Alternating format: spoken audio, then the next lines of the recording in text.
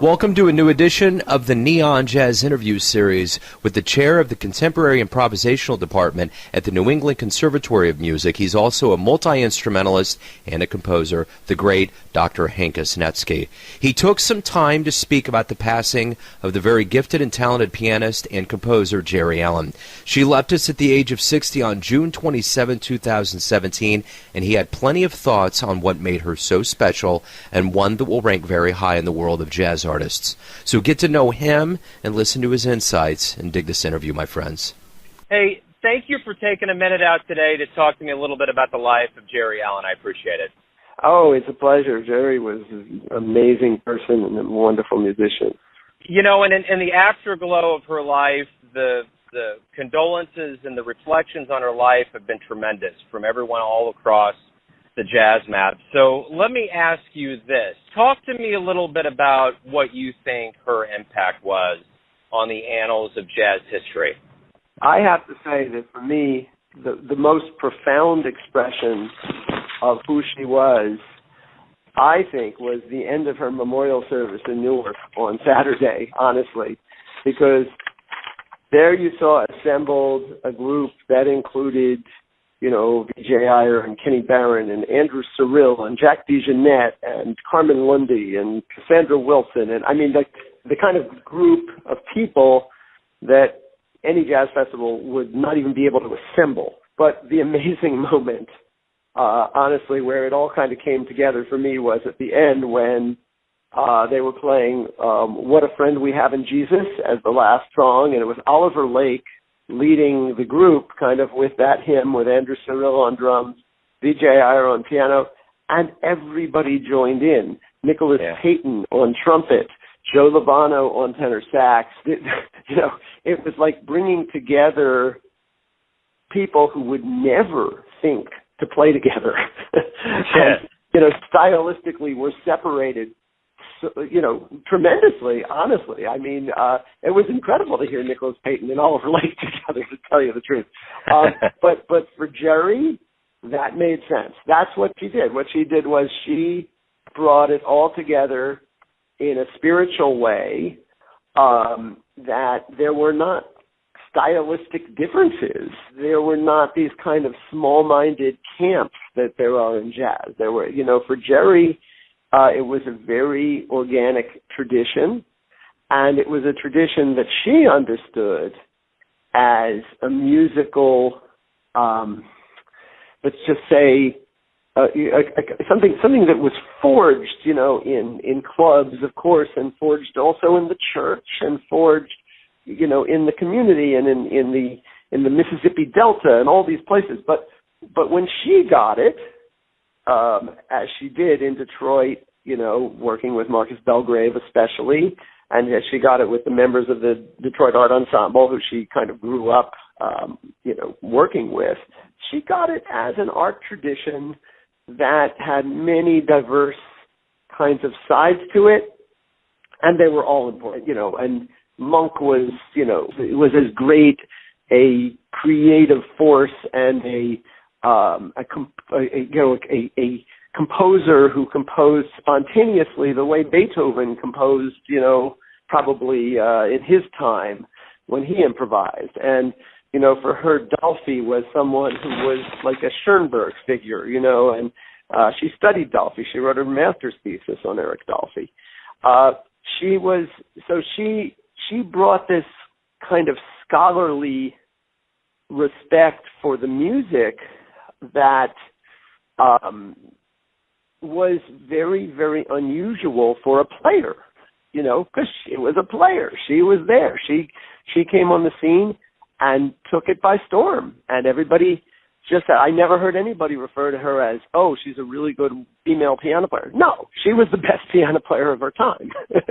You know, she came up and you know, she came up in a scene that at the time was dominated by, you know, the guys who could play faster than anyone else, you know, all kinds of crazy chord scales they were coming up with. Fine, very nice. On the other side, there was sort of like a new age thing starting to happen there. You know, people playing like one chord for a half hour. Okay. No, you know, she came in with the full complement of skills that someone who really understood the tradition, he understood people like Randy Weston and Thelonious Monk and Duke Ellington and Billy Strayhorn and understood that as art music, and she was ready, to take it on. And she was, I think, in her late 20s when she emerged as that figure. And I was very happy to get to work with her at the beginning of her academic career, because I think her position at NEC was the first, was one of her very first teaching positions at a university, at a college. So what was your exact relationship with her? I was department chair of jazz studies at New England Conservatory from 1986 to 1996. Currently, I'm department chair of contemporary improvisation at New England Conservatory in Boston. And I was looking for someone to replace Stanley Cowell, who was my instructor in piano. And Stanley, a fantastic musician, but he just wasn't able to do the commute to Boston anymore. As of 1990 or so, I think it was. And, Geri was emerging on the scene. I knew she was someone with an academic background. I also knew she was someone with a classical piano background. And I thought, well, this is the pianist who I want to have teach here, and this is who I want working with my students. So I called her up, and right away she said, I'd love to do that. And so she was our piano instructor for our jazz studies department for the next 2 or 3 years. I can't remember whether it was 2 or 3, but she was there for all of those piano students, and she also brought some of her ensemble music in. She also worked very closely with Dave Holland. I remember they did at least one duo recital. They had already known each other, and he was also on her faculty at that time.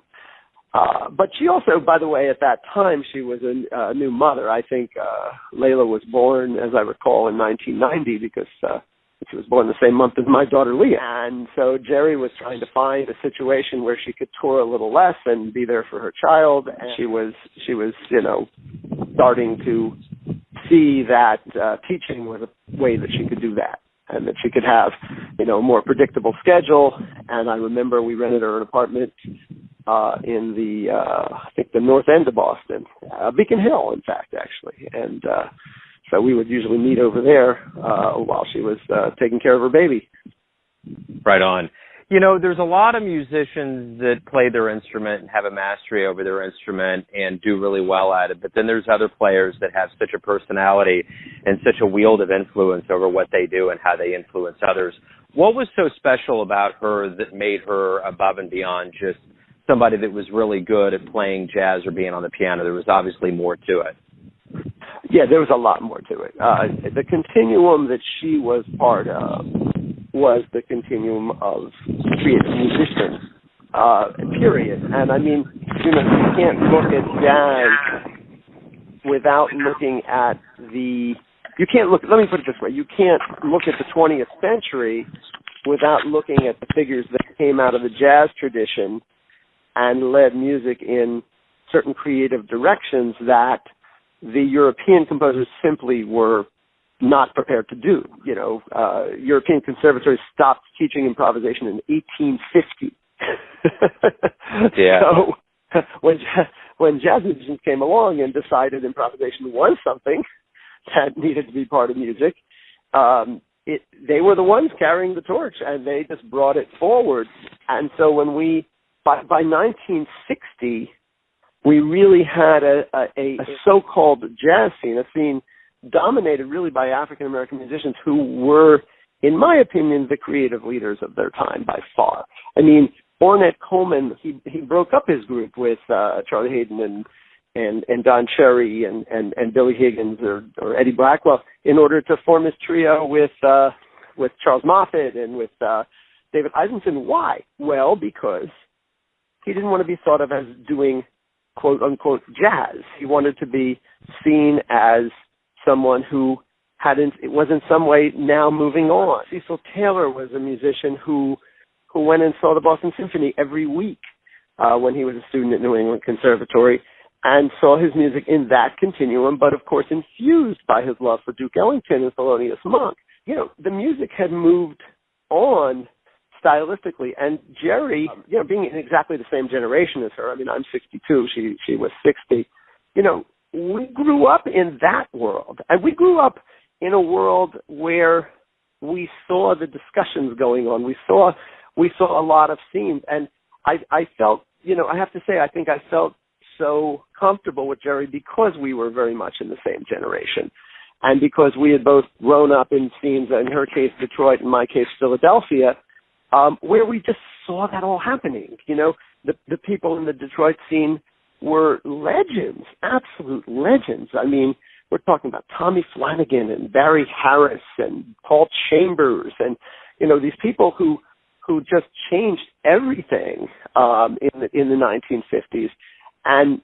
really were such important spokespeople for jazz as an art form.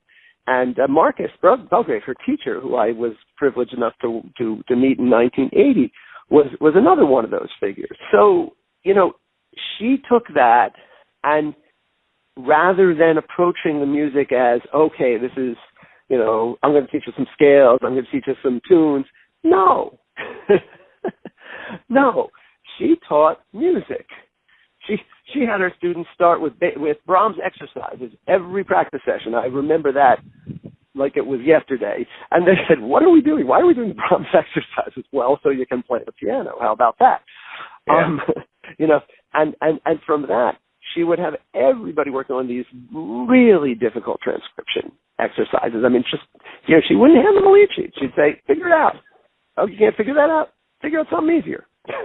Yeah.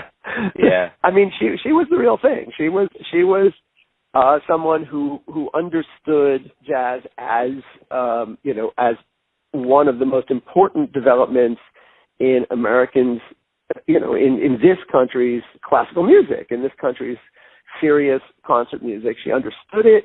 She had no reason to think of it as anything that should in any way be denigrated or thought of as something inferior to any other music.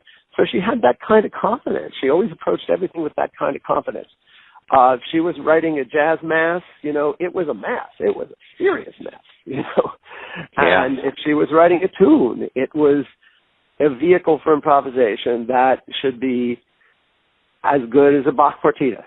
So let me ask you this, with everything said and done with her life and everything that she has done and those that she's inspired and the music she's created, what do you think her lasting legacy in the world of jazz is going to be? Oh, I think that she is a bridge figure. I mean, I think she is someone who is very important in,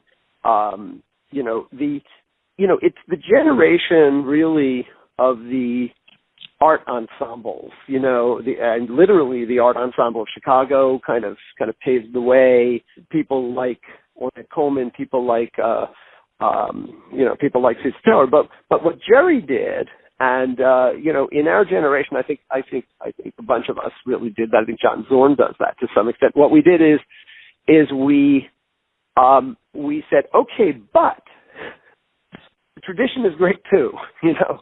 The most, you know, let's not just throw everything out to only have the most experimental sides of the music, because you can't find among, I mean, something like Monk's solo on Bolivar Blues, the 8 choruses he takes on Brilliant Corners, for example, you know, maybe the greatest example of spontaneous improvisation ever. And we got it on record there. But, you know, it swings. Yeah. That's not a problem. You know, yeah. That adds to its value. That doesn't take away from its value.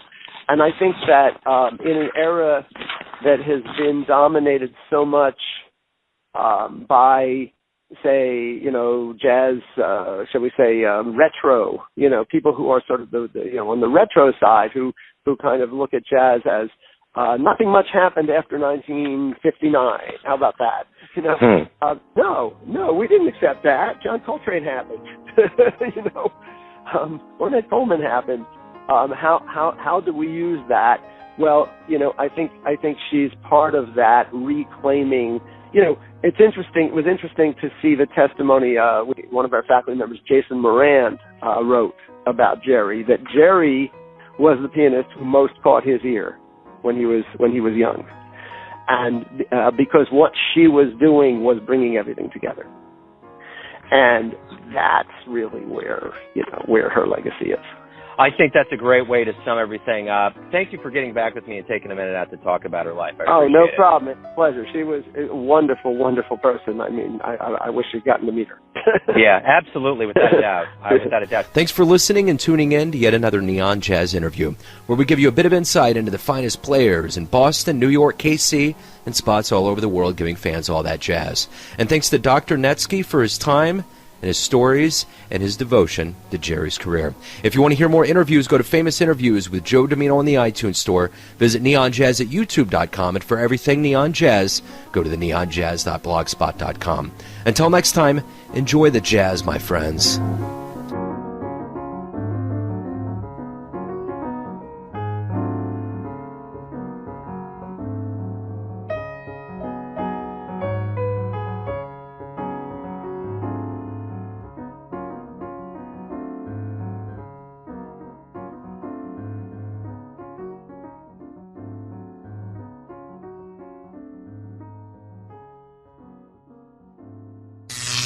Neon Jazz.